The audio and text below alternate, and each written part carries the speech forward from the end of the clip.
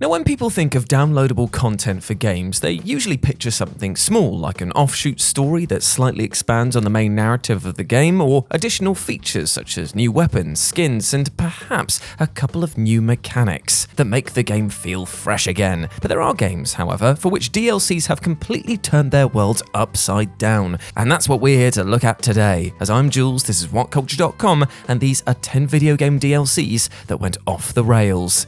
Number 10, Borderlands 2, Tiny Tina's Assault on Dragon Keep. Now, the Borderlands series is famous for its ridiculous shenanigans and tongue-in-cheek moments. The world of Pandora is filled with charmingly psychotic raiders, joke weapons, and locations that shower you with gags, and Easter eggs aplenty. So there really shouldn't be any way of making this even crazier, right?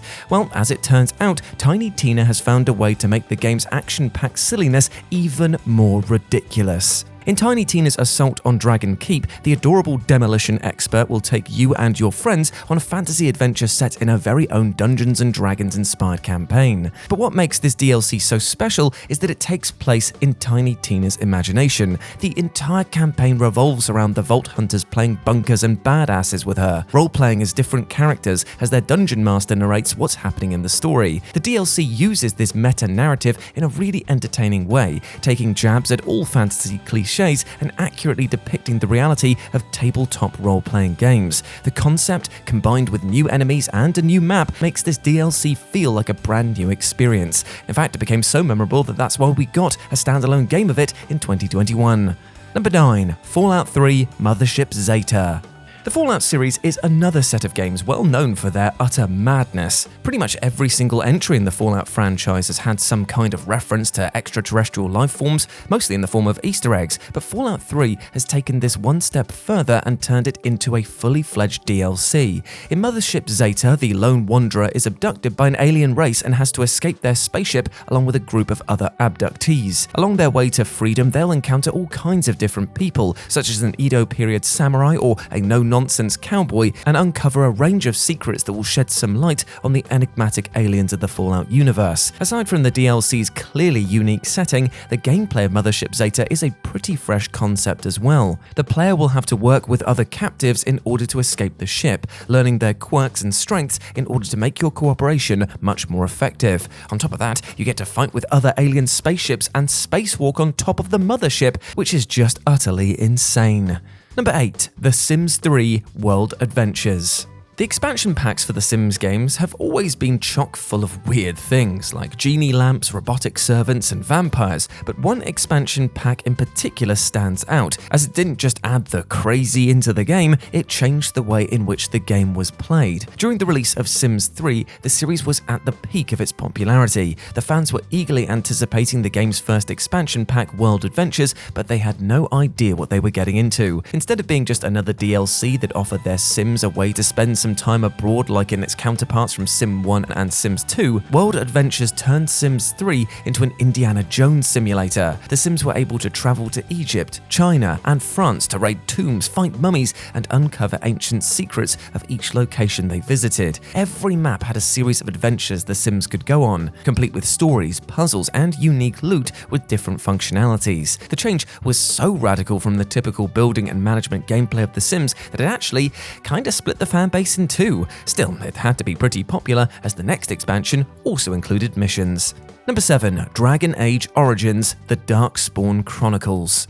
The final mission of Dragon Age Origins is arguably one of the most climactic and memorable finales in a role-playing game. It's full of twists and turns and can lead to radically different endings depending on what choices the player made along the way. The DARKSPAWN Chronicles DLC expands on this idea even further, not only creating an alternative ending to the game, but completely restructuring everything that has happened prior in the final fight with the Archdemon. In the DLC, the players will participate in the last battle from the perspective of the Darkspawn, inside an alternate reality where the main character didn't survive their initiation into the Order of the Grey Wardens. Their companion, Alistair, has taken charge of this group of adventures instead. The DLC feels incredibly unique, not only because it allows the player to become the very thing that they have sworn to destroy in the main story, but also because it showcases what would have happened to the world if the main character died early on. It's a really interesting what-if scenario that compensates for the DLC's somewhat limited gameplay. Number 6, Saints Row 4 Enter the Dominatrix. Enter the Dominatrix has a somewhat difficult development story. Originally, it was supposed to be an expansion for Saints Row 3, but it was ultimately dropped by the studio after they decided to take some elements of it and turn it into the main premise of Saints Row 4. Because of this, once the DLC became an add-on for Saints Row 4, it was a bit lacking, but it still had plenty of funny gags and concepts that flipped the main game story on its bloody head. Enter the Dominatrix is a fourth wall-breaking extravaganza. The story is an interview with all of the characters of Saints Row 4 who talk about the cut content of their latest movie, Enter the Dominatrix. The characters all act like actors in the movie and talk about its many flaws, like retcon storylines, plot holes, and bad writing decisions that were supposed to make them look over-the-top cool. If Saints Row 4 was already taking the piss out of video games, Enter the Dominatrix absolutely obliterates all manner of serious writing. It is a meta-commentary of a meta-commentary, and it makes for a really entertaining experience despite, or perhaps because of, its rather many flaws. Number 5. Grand Theft Auto 4: The Ballad of Gay Tony. The main story of Grand Theft Auto 4 has a rather unique tone when compared to other titles in the series, as it seems to present the reality of Liberty City in a more depressing and grittier sort of way. The writers took a realistic approach to the story of Nico Bellic, and while it certainly made for an emotional and suspenseful bit of storytelling, some fans did complain that it also made the game less fun. Rockstar resolved this issue with one of its 2 DLCs for the game, The Ballad of Gay Tony, an action-packed, high-octane rollercoaster of ridiculousness, which added in some much-needed colour to GTA's equivalent of New York City. This DLC revolves around helping the eponymous Gay Tony run his nightclub empire and cleaning up the mess that he constantly gets himself into. The player takes the role of Tony's right-hand man, who, for the sake of his boss, will do anything from flying helicopters, participating in secret fight clubs, and even going on a rampage in a stolen military tank. This DLC is full of personality and light-hearted moments of fun and violence, giving GTA 4 its much-needed makeover. Number 4. Crusader Kings 2: Sunset Invasion. Have you ever wondered what would happen if the Aztecs and the Spanish switched roles? Well, in that case, look no further than Crusader Kings DLC, The Sunset Invasion. Crusader Kings 2 is a historically grand strategy game, but one that doesn't shy away from spicing up its gameplay with supernatural elements and all kinds of wacky Easter eggs. This said, none of these events can come even remotely close to the scenario provided by Sunset Invasion. The DLC introduces a special in-game crisis in which the Aztec Empire arrives in Europe way before Columbus's voyage to America and begins to conquer the old world province by province. The DLC comes with a variety of special events made for the player's encounters with the Western invaders, special portraits and clothing inspired by the Aztec culture, and a new religion, which allows you to sacrifice your enemies on an altar, apocalyptico style. The scenario is a wonderful choice for players who value some silly fun over historical accuracy, and it's surprisingly good at changing the power balance of all the countries in the game. If you thought that Eastern Europe had it hard with the Mongolians, you just wait until you see those Aztec ships hitting Iberian shores. Number 3. Far Cry 3: Blood Dragon.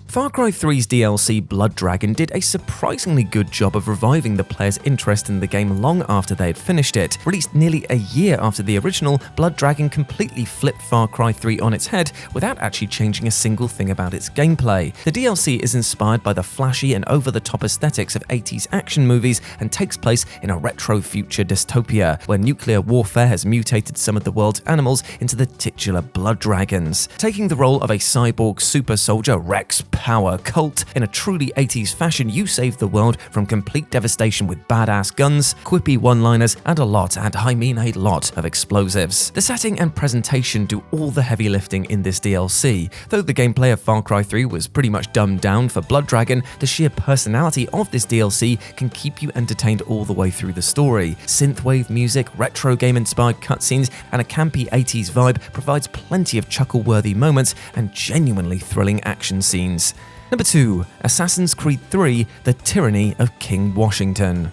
The Tyranny of King Washington is another DLC with a fun what-if scenario, although its presentation is somewhat rough around the edges. As the title suggests, the DLC takes place in an alternate timeline where George Washington has declared himself the new king of the United States of America, shortly after winning the Independence War against the British. In this timeline, the main character of the game, Connor, has never joined the Assassin Order, and because of this, most of his allies from the original timeline are now his enemies. Connor will then be forced to take them down one by one in order order to overthrow the tyrannical King Washington. Aside from the interesting alternate history concept, the tyranny of King Washington also freshens up the combat with a fun animal powers mechanic, which allows you to transform yourself into an eagle, a bear, or summon a pack of wolves to aid you in a fight. Unfortunately, the game also has its fair share of flaws, one of them being its ending. The game went for a cop-out option of revealing that the entire story was just a huge hallucination of Washington and Connor, and everything you did never really mattered, which is a bit of a shame.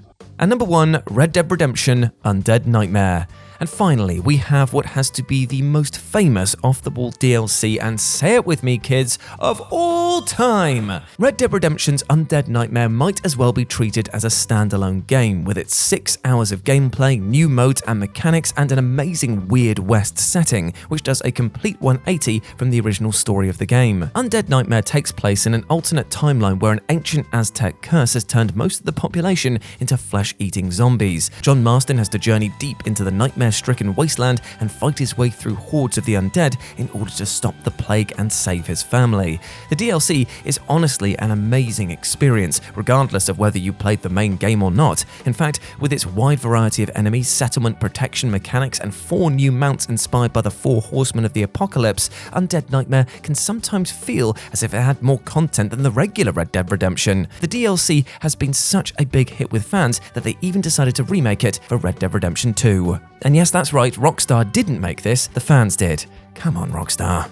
And there we go, my friends. Those were 10 video game DLCs that went off the rails. I hope that you enjoyed that, and please let me know what you thought about it down in the comments section below. As always, I've been Jules. You can go follow me over on Twitter at RetroJ, but the O is a 0, or you can swing by Instagram, where it's the same handle, RetroJ, but the O is a 0. Hope to see you over there. As always, I've been Jules. You have been awesome. Never forget that, and I'll speak to you soon. Bye.